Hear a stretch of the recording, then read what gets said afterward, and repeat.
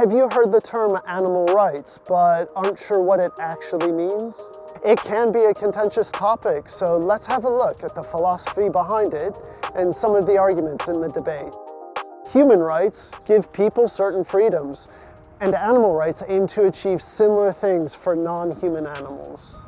The principle is that all animals deserve to live as they want without being subjected to any interference from humans. But people use animals for all sorts of things.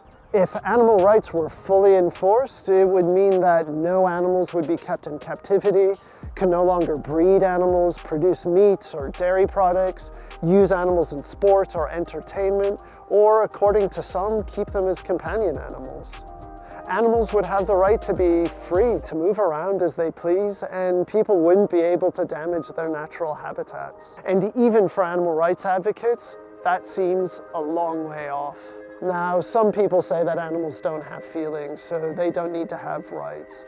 This stems from an attitude which was expressed by René Descartes in the 17th century. He said that animals are unthinking and unfeeling. But René Descartes is dead, as is his outdated thinking. There is now a multitude of scientific studies and evidence to show that animals think, have emotions, and feel pain as well as joy.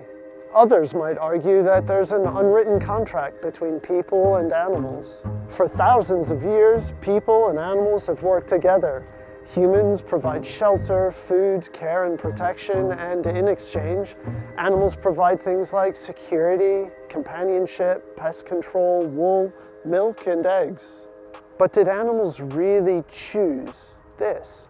And would any animal choose to be slaughtered for their meat? Most breeds of animals used in farming and as companion animals don't exist in nature. Some have been domesticated to a point where they rely on humans for survival. What would happen to them? Factory farms are a stark example of animals' rights not being enforced. Animals are intensively bred, kept in cramped, unpleasant conditions, transported, and then killed. It's fairly obvious that no animal would choose that life if they were granted their freedom.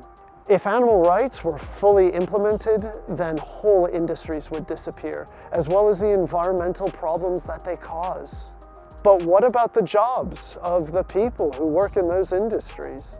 With no food from animals, everybody would have a fully plant-based diet, so the jobs lost in animal farming would likely transition over into plant-based food production.